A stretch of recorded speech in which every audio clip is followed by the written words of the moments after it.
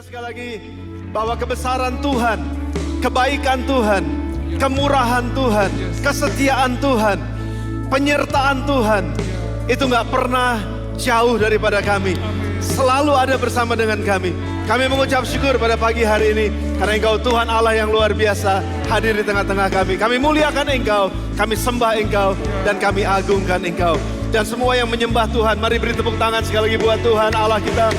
Layak dipuji, layak disembah, layak ditinggikan dalam nama Yesus. Haleluya. Thank you Lord. Tuhan, setiap perkataan dan pemberitaan hamba-Mu pada pagi hari ini sekali lagi tidak disampaikan dengan kekuatan kata-kata hikmat manusia yang meyakinkan, tetapi dengan keyakinan akan kekuatan roh. Amin. Supaya iman kami jangan bergantung kepada hikmat manusia, tetapi kepada kekuatan Allah. Dan Injil adalah kekuatan Allah. Injil adalah kekuatan Allah yang menyelamatkan setiap orang yang mendengar, yang menyembuhkan setiap orang yang percaya, yang memulihkan setiap orang yang berharap. Di dalam nama Tuhan Yesus Kristus, saat ini hamba-Mu akan melepaskan firman Tuhan. Biar Roh Kudus sendiri akan menghidupkannya di dalam setiap hati pikiran roh kami masing-masing. Baik yang di tempat ini maupun yang secara online dimanapun mereka berada. Dalam nama Tuhan Yesus Kristus kami berdoa, kami mengucap syukur, dan kami sembah Engkau, kami muliakan Engkau. Dan semua yang diberkati siap untuk belajar firman Tuhan. Mari sama-sama katakan amin, amin, amin, amin. Amin, amin, puji Tuhan. Amin, amin, amin, puji nama Tuhan. Puji nama Tuhan. Saudara yang diberkati Tuhan, boleh lambaikan tangan saudara dan katakan amin. Amin, puji nama Tuhan, puji nama Tuhan. Senang bertemu dengan saudara pada pagi hari ini. Ya, saya senang ketemu dengan saudara pada hari ini. Dan yang ada di rumah, yang mungkin ada di tempat lain, ada di kota lain, yang sedang dalam perjalanan, sedang dalam liburan mungkin. Saudara yang menyaksikan atau mengikuti ibadah ini secara online, kami ingin menyapa saudara juga dimanapun saudara berada. Tuhan ada di sana dan Tuhan siap memberkati saudara juga. Sebelum saudara duduk, boleh lihat kiri kanan sekali lagi. Boleh kasih salam yang paling hangat. Boleh kasih kyonghi yang paling hangat. Dan sekali lagi mari kita berikan tepuk tangan buat teman-teman yang sudah melayani kita sepanjang pada hari ini. Buat semua, baik yang ada di stage maupun yang off stage, semuanya sudah melayani dengan luar biasa. Silakan duduk kembali saudara yang dikasihi oleh Tuhan. Hari kenaikan Tuhan Yesus atau kenaikan Isa Al-Masih di Indonesia dikenal seperti itu. Memang tidak dirayakan atau tidak diperingati oleh seluruh gereja di dunia, saudara. Hanya di Indonesia. Hanya di Indonesia. Well, ada mungkin di negara-negara bagian yang lain, tetapi sering hanya di Indonesia. Beberapa kali saya mengunjungi beberapa tempat di luar negeri dan mereka bilang nggak ada ibadah atau peringatan kenaikan Tuhan Yesus. Lalu saya tanya kenapa? Karena yang mereka lebih fokuskan adalah Jumat Agung, Paskah, dan setelah itu nanti di hari yang ke-50 itu pencurahan Roh Kudusnya. Nah, mereka fokus di sana. Tetapi kenaikan Tuhan Yesus ke sorga itu adalah momentum dari persiapan Roh Kudus turun ke bumi. Jadi persiapan Yesus naik ke sorga itu adalah momentum yang sangat penting untuk mempersiapkan Roh Kudus turun ke dalam dunia ini. Dan hinggap atau tinggal di dalam kita sampai selama-lamanya. Dan Roh Kudus mau untuk tinggal di dalam kita untuk selama-lamanya. Nah, pada hari ini saudara, di dalam peringatan untuk kita mengingat kembali ketika kenaikan Yesus itu terjadi, ada banyak peristiwa sebetulnya yang bisa kita pelajari. Namun pada pagi hari ini saya ingin mengambil sebuah judul atau tema khotbahnya adalah You Will Never Walk Alone. Kalau saudara suka dengan sepak bola, ada satu grup yang namanya itu. Kalau saya sebutin ini, saudara pasti tahu. Punya tagnya adalah You Will Never Walk Alone. Kamu gak akan pernah berjalan sendiri. Walaupun Yesus naik ke surga, walaupun Yesus secara tubuh meninggalkan kamu, tapi kamu tidak akan pernah berjalan sendiri. Itu adalah janji, itu adalah Satu perkataan yang Yesus sampaikan sebetulnya di dalam setiap pertemuan-pertemuan dia dengan murid-muridnya setelah kebangkitannya. Nah, saudara, ditinggal pergi itu adalah salah satu kondisi keadaan yang sangat-sangat gak nyaman. Ditinggal pergi. Yang pacaran, diputusin sama pacarnya, ditinggal pergi sama pacarnya, pergi sama yang lain. Sakitnya ngejelep. Gak enak banget itu. Ya. Ditinggal sama orang tua. Ditinggal sama anak. Ditinggal sama rekan bisnis. Ditinggal sama orang-orang yang dekat sama kita. Karena satu dan lain hal. Siapa yang pernah ketinggalan pesawat? Siapa yang pernah ketinggalan kereta? Satu kali ada kejadian di gereja kita. Ada satu teman yang sangat ekstrim. Kita kumpul jam 5 pagi di gereja. Bisnya udah sampai jam 4:30. Jadi kita kumpul jam 5, kita akan berangkat jam 5. Yang terlambat ditinggal. Yang ekstrimnya adalah begini.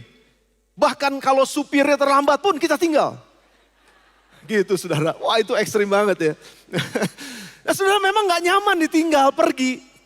Gak nyaman ditinggalkan sendirian. Gak enak banget gitu saudara. Ada perasaan marah gitu. Ada perasaan seperti takut, sedih. Ada kekosongan yang akan melingkupi kehilangan. Orang-orang yang dikasihi misalnya karena meninggalkan. Kecewa, bingung. Dan lain sebagainya. Jadi ada begitu banyak perasaan tercampur aduk ketika orang yang kita sayang, ketika orang yang kita cintai atau sesuatu yang kita harapkan itu lewat dari kita atau pergi dari kita atau meninggalkan kita. Dan hal ini dialami baik oleh Yesus maupun dialami juga oleh murid-muridnya Tuhan Yesus. Yesus mengalami ketika dia ada di salib, dia berseru sebelum kematiannya, Eli, Eli, lama sabachtani, artinya Bapa, Bapa, kenapa engkau tinggalkan aku? Waduh itu kondisi yang sangat-sangat gak nyaman buat Yesus. Sangat-sangat menyakitkan buat Yesus. Dan itu terjadi sebetulnya sejak di Taman Getsemani. Waktu dia berdoa kepada Bapa, kalau boleh cawan ini lalu daripadaku. Bapa diem. Karena Bapa diem dia bilang, ya udah kalau gitu kehendakmu aja yang jadi deh. Dan itu melepaskan kehendak keinginannya. Supaya Bapa, kalau boleh saya jangan minum cawan ini, karena waktu saya minum cawan ini, Bapa akan memalingkan wajah dari saya, Bapa akan meninggalkan saya.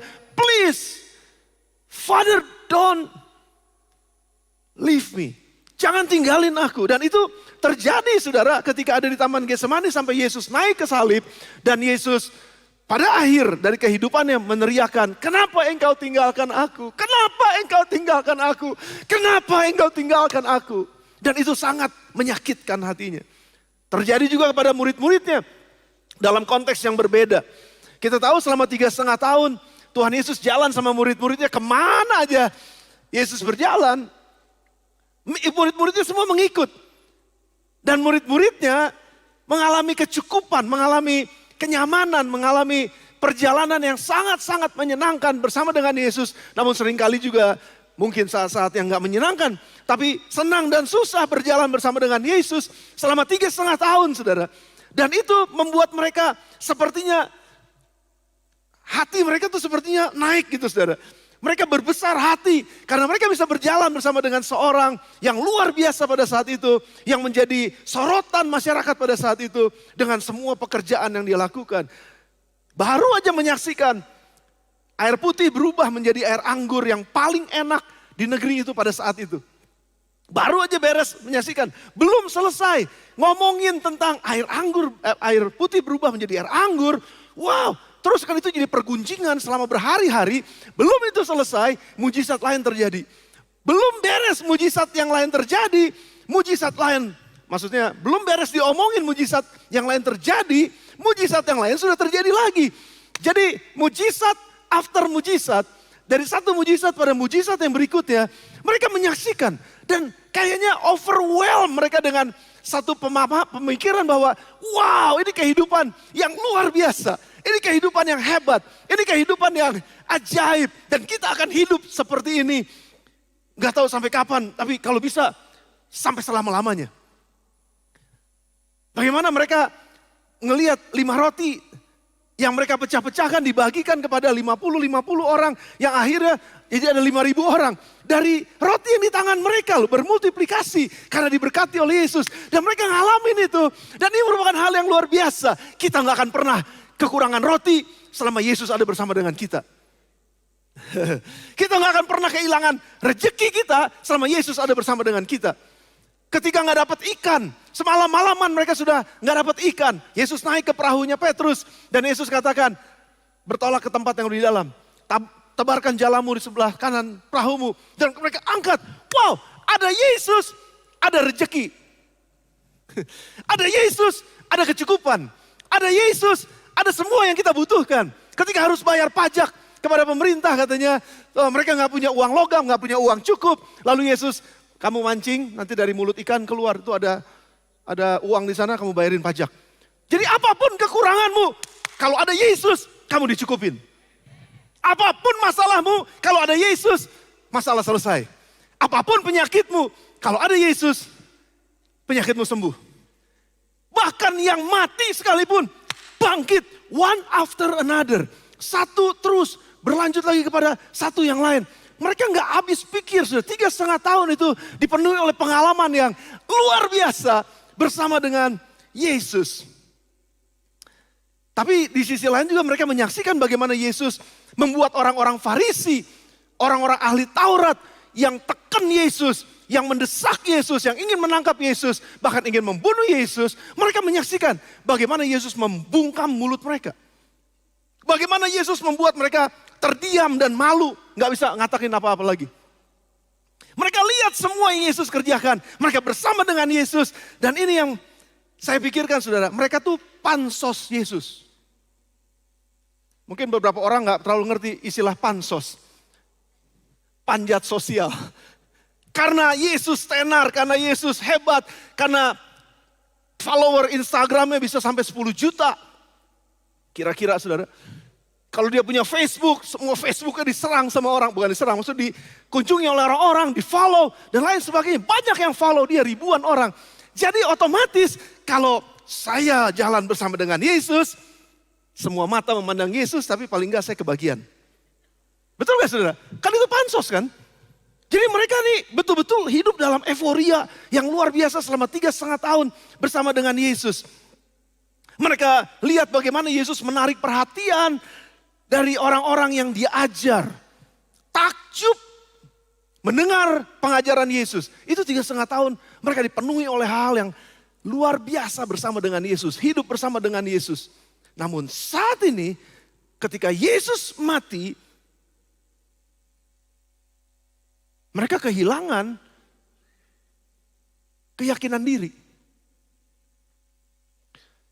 Dengan semua pengalaman-pengalaman mujizat, Yesus mati. Mereka patah hati. Mereka pergi ninggalin Yesus. Nggak ada yang berani untuk mendekati bahkan salibnya Yesus. Namun 3 hari kemudian mereka dikejutkan oleh berita kebangkitan. Dan Petrus kalau dikatakan di situ dia berlari lebih cepat daripada yang lain. Lihat lubang atau gua di mana Yesus dimakamkan. Dan batu sudah terguling. Nggak ada orang di situ, cuma kain kafan yang sudah rapi. Dan Petrus lihat, wow, ini betul. Kemana Yesus? Ada rumor sih bilang Yesus katanya dicuri oleh orang. Tapi Yesus bangkit. 2 malaikat menampakkan diri dan berkata, kenapa kamu mencari orang yang hidup di antara orang yang mati? Yesus sudah bangkit. Petrus langsung keluar, dia langsung pergi. Dia temuin semua teman-temannya. Hei, Yesus bangkit, Yesus bangkit. Tapi semua masih pada bingung, termasuk satu yang namanya Thomas. Dan sampai pada gilirannya Yesus menampakkan diri kepada mereka semua. Tapi itu pun masih belum terlalu masuk dalam pikiran mereka. Hah, bangkit dari kematian? Apa iya? Antara percaya dan tidak. Mereka mengalami perasaan sepertinya ngambang gitu saudara. Kayak nggak berjejak gitu. Ini kita nih hidup seperti apa? Satu kali kita mengalami euforia yang sangat luar biasa. Namun tiba-tiba saja Yesus mati, lalu katanya Yesus bangkit. Dan kita ngelihat dia beberapa kali, tapi ini masih dalam keadaan yang seperti baru bangun tidur. Ada orang di sini baru bangun tidur langsung bisa mengerjakan pekerjaan yang luar biasa itu cepet gitu. Super itu. Kayak orang baru bangun tidur, masih ngehuleng, ngumpulin nyawa. Ditanya A, jawabnya B. Karena masih ngumpulin nyawa. Butuh waktu untuk bisa ngerti apa yang sedang terjadi. Dan dalam kondisi seperti itu, Yesus menemui mereka dan bilang, aku akan pergi ke rumah Bapa. Dan mereka menyaksikan Yesus naik ke sorga. Masih banyak saksi yang bilang, bahkan lebih daripada 500 orang melihat, menyaksikan kenaikan Yesus ke sorga. Alkitab mencatat itu. Mengerti, melihat, dan mengalami. Jadi bukti Yesus naik ke sorga itu tercatat di dalam sejarah. Nah cuman pertanyaannya adalah begini. Ada beberapa ketakutan yang saya capture, yang saya tangkap dari cerita di Alkitab mengenai dari kebangkitan Yesus sampai dengan kenaikannya ke sorga.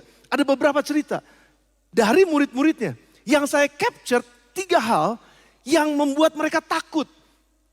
Kalau saya ditinggalkan nanti bagaimana? Kalau Yesus nggak ada lagi nanti bagaimana? Ada 3 hal aja saudara. Poin yang pertama, saudara siap katakan yes. Poin yang pertama, bagaimana dengan masa depan saya kalau Yesus nggak ada? Mungkin selama 40 hari, Yesus kan sering menampakkan diri kepada mereka. Mungkin dalam grup, mungkin dalam kelompok kecil. Yesus menampakkan diri sama mereka. Dan mereka mungkin bertanya, Guru, kalau engkau pergi, kami gimana? Kami udah ninggalin kerjaan loh. Matius pemungut cukai, cuannya gede. Karena Yesus bilang, ikut aku. Waktu itu dia tinggalkan kerjaannya, masa mesti balik lagi jadi pemungut cukai? Kalau engkau pergi, siapa yang akan mimpin kami? Guru, perahu saya udah pensiun tuh. Saya udah gak nangkap ikan lagi loh. Gimana masa depan saya? Kalau saya serahkan ini semuanya dan mengikut engkau dan sekarang engkau pergi. Engkau tidak bertanggung jawab. Itu tambahan saya, saudara. Tanda kurung. Tanda kurung. Saya udah penuhin panggilan Tuhan. Sekarang engkau pergi. Bagaimana dengan nasib saya? Bagaimana masa depan saya? Saya nggak sanggup menjalani kehidupan tanpa Yesus bersama dengan saya. Berapa banyak ada orang-orang yang mengatakan itu, saya nggak bisa hidup tanpamu. Tapi bukan pada Yesus ngomongnya. Pada pasangannya. Mas, aku gak bisa hidup tanpamu. Lebih baik aku dulu yang mati, jangan kamu. Akhirnya rebutan, siapa duluan mau mati. Tapi begitu mau mati, gak mau, kamu duluan aja. Karena gak mau ditinggalin sama pasangannya. Saudaraku, itu pertanyaan yang saya rasa, saya tangkap ketika membaca cerita ini. Saya cerita-cerita yang ada di dalam masa kebangkitan dan kenaikan Yesus. Saya merasa, udah gak sanggup nih, udah gak bisa. Sudah tidak ada lagi orang yang dapat mendengar, mengerti, dan mencintai, menerima saya apa adanya. Udah gak ada lagi. Siapa yang bisa menerima saya apa adanya? Siapa yang bisa ngertiin saya? Petrus mungkin bilang gitu. Yakobus mungkin juga bilang, aduh siapa lagi ya? Aduh gimana ini caranya? Tapi satu saat Yesus menampakkan diri kepada murid-muridnya, kita flashback sebentar. Yohanes pasal 21 ayat 3. Ini yang kenapa saya bisa katakan bahwa mereka bertanya bagaimana masa depan saya. Karena ketika Yesus dibangkitkan, setelah kematian dia dibangkitkan, Yesus nggak menampakkan diri setiap hari. Tapi Petrus merasakan begini, bagaimana masa depan saya? I have to go back to my old life. Saya harus kembali ke kehidupan saya yang lama dong. Loh, nggak ada harapan sekarang, Yesusnya udah nggak ada. Jadi saya harus kembali ke kerjaan saya. Makanya ayat yang ketiga bilang, kata Simon Petrus kepada mereka, aku pergi menangkap ikan, aku balik lagi. Kata mereka kepadanya teman-temannya, kami juga pergi bersama dengan engkau. Mereka berangkat lalu naik perahu, tapi malam itu mereka tidak menangkap apa-apa. Lihat saudara, mereka butuh pekerjaan yang pasti karena Yesus sudah gak ada. Padahal Yesus pernah bilang, kamu akan menjadi penjala manusia. Kamu harus ikut apa yang aku kerjakan. Kamu harus melakukan apa yang aku kerjakan. Tapi mereka pada saat itu gak ada masa depan kalau Yesus gak ada. Dan mereka kembali pada kehidupan yang lama. Tapi Yesus saudara, menampakkan diri kepada mereka dan memberikan konfirmasi bahwa apa yang mereka lakukan kembali pada pekerjaan lama, itu bukan caranya. Ayat yang kelima, saya lompat ya saudara ya. Kata Yesus kepada mereka, ini ketika mereka ada di tengah, bukan di tengah laut, agak sedikit dalam di laut sana, Yesus ada di pantai. Itu pagi-pagi buta, karena hari katanya sudah mulai terang. Yesus berdiri di tepi pantai, saya pernah saksikan ini, saya pernah sebagian ini buat saudara, kalau saudara ingat. Yesus tanya, woi, ada lauk pauk gak buat makan? Mereka jawab di sana, oh, gak ada, gak dapet, kosong, gak ada cuan, bocuan, gak ada untung sama sekali, kita gak dapetin apa-apa. Seolah-olah Yesus lagi tanya gini, woi ada makanan gak? Gue lapar, saya perlu, minta dong ada makanan gak? Seolah-olah gitu saudara. Seolah-olah Yesus butuh. Dan mereka bilang, gak ada. Lalu Yesus bilang kalau gak ada, ini perhatikan saudara. Tebarkan jalamu di sebelah kanan. Karena udah capek, nabarin aja deh, refleks. Begitu ditarik, 153 ekor ikan. Itu kalau yang pernah ke Israel, itu ikan Petrus namanya. Kira-kira segede gini saudara. Kalau 1,5 kilo, 153 itu berapa kilo? Secara manusia, bagaimana masa depan kami?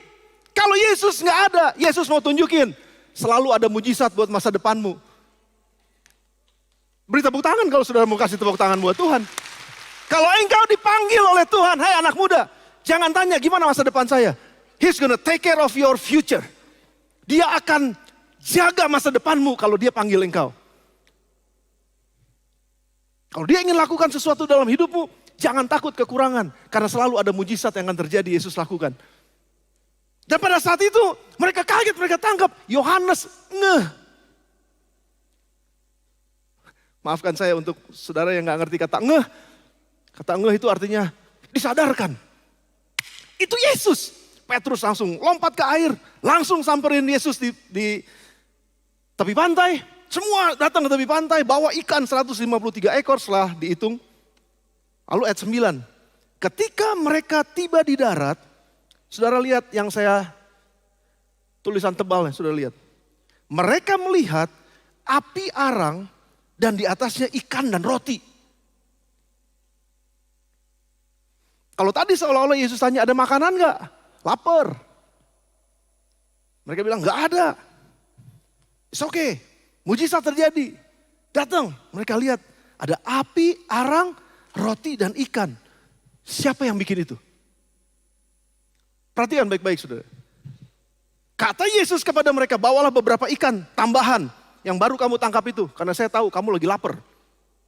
Yang saya siapin ini udah tersedia. Simon Petrus naik ke perahu lalu menghela jala itu darat penuh ikan-ikan besar 153 ekor banyaknya dan sungguh pun sebanyak itu jala itu tidak koyak. Kalau Tuhan yang memberkati, jalamu gak akan koyak. Kalau Tuhan yang memberkati, pekerjaanmu gak akan hancur. Tapi jangan coba-coba bekerja berusaha tanpa berkat Tuhan. Itu menuju kehancuran. Tapi kalau engkau bekerja, libatkan Tuhan di sana. Saya gak mau khotbahin itunya. Tapi ayat yang ke-12 bilang, kata Yesus pada mereka, marilah, sarapanlah. Dengan kata lain begini saudara, jangan takut tentang masa depanmu. Walaupun aku pergi nanti, mujizat masih tetap terjadi. Kalau engkau percaya. Masalahnya gini, jangan kembali ke kehidupanmu yang lama. Terus pandang ke depan. Jangan menyesali apa yang sudah terjadi di belakang. Tapi maju terus ke depan. Karena aku ada menyertai engkau. Dan waktu mereka masuk ke darat, lalu mereka lihat, udah ada roti sama ikan. Ditambahkan beberapa ikan lagi. Lalu Yesus bilang, mari makan. Yesus sudah menyediakan berkat khusus buat mereka yang percaya kepada dia. Walaupun seolah-olah ini gak dapat apa-apa nih di marketplace. Walaupun seolah-olah gak dapat apa-apa. Perhatikan, Yesus tetap bisa sediakan buat saudara. Jangan takut kekurangan apapun, jangan takut Yesus meninggalkan kita seolah-olah Yesus meninggalkan kita. Tenang aja, Yesus memang gak ada bersama dengan kita secara fisik hari ini. Tetapi mujizatnya masih terjadi sampai dengan hari ini.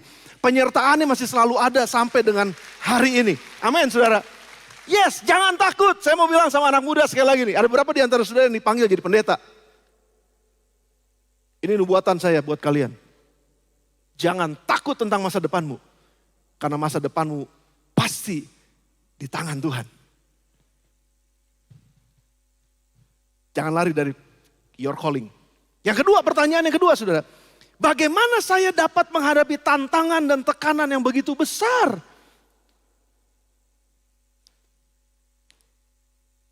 Saya nggak bisa, saya nggak sanggup menghadapi penganiayaan.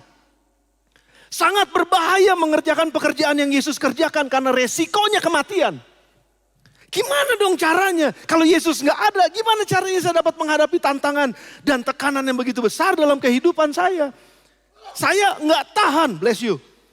Saya tidak tahan menghadapi tekanan dari orang Farisi dan ahli Taurat. Saya nggak tahan. Nggak mungkin bisa. Yesus hebat, Yesus canggih, Yesus pinter, Yesus itu maha kuasa. Tapi saya nggak bisa ngadepin penganiayaan, penyalipan. Mana bisa? Nggak bisa. Itu yang saya rasain saudara ketika membaca cerita-cerita sejak kebangkitan sampai dengan kenaikan Yesus. Nggak mungkin bisa. Saya nggak mungkin bisa Bapak. Tuhan Yesus saya nggak mungkin bisa. Bagaimana mungkin mengalami apa yang Yesus alami? Nggak bisa. Tapi mereka teringat dengan apa yang Yesus katakan di Yohanes 16 ayat yang ke-33. Yesus pernah bilang begini. Mereka teringat, mereka recall dengan perkataan Yesus. Semuanya itu kukatakan kepadamu supaya kamu beroleh damai sejahtera dalam aku. Semuanya itu apa? Ini dia yang merah. Dalam dunia kamu menderita penganiayaan. Yesus nggak ngomong gini, kalau kamu ikut aku, your life will be happy ever and ever. Nggak ada masalah, nggak ada tantangan. Kalau kamu ikut aku, santai-santai, usaha diberkatin, cuan gede dan lain sebagainya. Keluarga baik-baik saja. Kalau kamu ikut aku, nggak ada tantangan. No, Yesus nggak bilang begitu. Yesus bilang dalam dunia, kalau kamu mau, if you still want to live on earth, kalau kamu masih mau terus tinggal di dalam dunia ini, dalam dunia kamu menderita penganiayaan. Yesus ngomong apa adanya. Dia nggak pernah nutup-nutupin. Orang marketing jangan nutup-nutupin. Ngomong apa adanya. Tapi sediakan solusinya. Dalam dunia kamu menderita penganiayaan kata Yesus. Tapi behold, take courage. Kuatkan hatimu. Aku telah mengalahkan dunia. Jadi kalau engkau tetap ada di dalamku. Walaupun aku secara fisik gak ada. Tenang. Jangan gelisah dulu. Kalaupun aku gak bersama-sama dengan engkau secara fisik. Tapi aku udah ngalahin dunia duluan. Jadi kalau aku bisa mengalahkan dunia. Kamu pun bisa mengalahkan dunia. Itu janji Tuhan. Jangan takut. Take courage. Mereka ingat lagi. Wow, Yesus udah ngalahin dunia. Kita murid-muridnya. Kita udah diajar banyak sama dia. Lalu Matius 10 ayat 16 mereka ingat juga Yesus pernah bilang begini. Lihat, aku mengutus kamu seperti domba ke tengah-tengah serigala. Yesus gak pernah bilang, kamu akan menjadi seperti domba di tengah-tengah gembala yang baik. Konteksnya bukan itu. Kamu diutus di dalam dunia. Kalau kamu masih mau hidup di dalam dunia, kamu akan menjadi seperti domba di tengah-tengah serigala. Ada bahaya. Yesus beri jalan keluar. Hendaknya, oleh sebab itu hendaklah kamu cerdik seperti ular dan tulus seperti merpati. Makanya kamu mesti belajar. Makanya kamu gak boleh menyerah. Makanya kamu masih selalu harus terbuka hatimu untuk belajar segala sesuatu. Kalau ada masalah hadapi, pelajari bagaimana solusinya. Supaya kamu berhikmat, supaya kamu tambah pinter. Jangan lari dari masalah. Yesus siapkan jalan keluarnya. Kalau kamu kekurangan hikmat, minta sama Bapa yang memberikan hikmat dengan cuma-cuma. Dia gak akan bangkit-bangkit, dia akan kasih hikmat sama kamu supaya kamu dapat menanggung semua apa yang kamu alamin. Tapi hati kamu mesti tulus. Yang kedua, tapi waspadalah terhadap semua orang karena ada yang akan menyerahkan kamu kepada majelis agama, ahli Taurat, orang-orang Farisi, dan mereka akan menyesah kamu di rumah ibadahnya. Dan karena aku Kamu akan digiring ke muka penguasa-penguasa dan raja-raja sebagai suatu kesaksian bagi mereka dan bagi orang-orang yang tidak mengenal Allah. Ayat 19 saya lompat saudara. Apabila mereka menyerahkan kamu, janganlah kamu khawatir akan bagaimana dan akan apa yang harus kamu katakan. Karena semuanya itu akan dikaruniakan kepadamu pada saat itu juga. Kalau kamu bingung mesti jawab apa, saat itu juga kepadamu akan dikaruniakan perkataan untuk menjawab masalah-masalah yang sedang kamu hadapi. Kalau kamu kekurangan hikmat di tempat pekerjaanmu sekarang, jangan takut. Berharap kepada Tuhan, percaya kepada Tuhan, hikmat Tuhan akan turun di atasmu. Karena bukan kamu yang berkata-kata mulai masuk, melainkan roh Bapamu. Dia yang akan berkata-kata di dalam kamu. Ada Roh Kudus yang akan menolong kamu. Yesus mulai mengerucut nih saudara. Dengan pertanyaan yang ketiga, kalau begitu, yang terakhir, bagaimana saya bisa melanjutkan pekerjaan yang begitu besar? Yesus melakukan pekerjaannya secara fenomenal. Tidak mungkin dapat sekaliber Yesus untuk melakukan atau melanjutkan pekerjaannya. Saya ini siapa? Saya ini gak punya apa-apa, saya ini gak bisa apa-apa. Yesus itu luar biasa, makanya dia bisa perform great miracles. Tapi saya ini siapa? Saya ini gak bisa apa-apa. Gak mungkin sekaliber Yesus melakukannya. Saya penuh dengan kelemahan dan kekurangan. Tidak sempurna seperti Yesus. Pekerjaannya terlalu berat untuk dikerjakan manusia biasa. Gak mungkin bisa. Saya pasti gagal. Gak mungkin bisa. Terus gimana? Tapi mereka ingat lagi perkataan Yesus Yohanes 14 ayat 12. Yesus berkata lagi pada mereka waktu itu, aku berkata kepadamu sesungguhnya barang siapa percaya kepadaku, ia akan melakukan juga pekerjaan-pekerjaan yang aku lakukan. Bahkan pekerjaan-pekerjaan yang lebih besar daripada itu. Sebab aku pergi kepada Bapa. Dan kalau aku pergi kepada Bapa, aku udah gak ada di tengah-tengahmu. Tapi kuasa itu menyertai kamu. Sehingga kamu bisa melakukan pekerjaan-pekerjaan yang aku pernah lakukan. Bahkan lebih besar daripada itu. Amin saudara. Ini janji Tuhan Yesus buat kita. Gereja, take courage. Jangan takut. Tantangan kita besar. Misi kita besar. Apa yang kita lakukan melalui sekolah, pendidikan. Itu udah lebih besar daripada apa yang Yesus lakukan. Karena Yesus dulu mengajar hanya sebatas yang bisa dia jangkau. Tapi sekarang kita bisa menjangkau pakai internet. Dunia pendidikan bisa online dan lain sebagainya. Banyak hal yang bisa kita lakukan yang lebih besar daripada apa yang Yesus lakukan. Dan itu adalah janjinya. Dia menyertai kita. Makanya saudara, sebentar saya akan tutup dengan ini. Makanya Yohanes 14 itu dilanjutkan dengan ayat yang ke-15. Janji Yesus sebelum dia naik ke sorga. Jikalau kamu mengasihi aku, kamu akan nuruti segala perintahku. Aku akan minta kepada Bapa dan ia akan memberikan kepadamu seorang penolong yang lain. Supaya ia menyertai kamu selama-lamanya. Pada saat kamu menghadapi pertanyaan-pertanyaan, bagaimana masa depan saya? Ada penolong. Aku akan utus penolong. Bagaimana nanti dengan pekerjaanku kalau aku udah tinggalin lo ikut Tuhan? Aku udah lakukan semuanya untuk mengikuti Yesus. Aku sudah meninggalkan semuanya untuk ikut Yesus. Gimana nanti? Ada penolong. Aku akan minta kepada Bapa ketika engkau bertanya, bagaimana aku bisa menghadapi tantangan penganiayaan dalam dunia ini? Aku ini seperti domba di tengah-tengah serigala. Gimana mungkin aku bisa menang? Domba bisa menang terhadap serigala. Bagaimana mungkin? Tenang. Aku akan minta kepada Bapa penolong yang lain. Aku memang pergi. Tubuhku memang gak ada. Tapi aku akan minta kepada Bapa untuk dia mengutus penolong yang lain. Siapa? Ayat 17. Yaitu roh kebenaran. Dunia tidak dapat menerima dia. Sebab dunia tidak melihat dia. Dan tidak mengenal dia. Tetapi kamu mengenal dia. Hey, Bethlehemers, kamu mengenal roh kebenaran. Tetapi kamu kenal dia sebab ia menyertai kamu. You will never walk alone. Karena Roh Kudus menyertai kamu. Ada Roh Kudus yang aku minta kepada Bapa supaya diutus menyertai kamu. Because I don't want you to walk alone. Saya gak mau kamu berjalan sendirian. Dilanjutkan ayat 18. Aku tidak akan meninggalkan kamu sebagai yatim piatu. Engkau berjalan sendiri wandering in the world. Di dalam dunia ini kamu berjalan kebingungan. Gak tahu apa yang harus lakukan. No, aku gak akan tinggalkan kamu seperti itu. Walaupun aku pergi kepada Bapa. Tapi aku akan berdoa minta kepada Bapa. Supaya dia mengirimkan penolong yang lain. Yaitu roh kebenaran. Dan itu adalah Roh Kudus.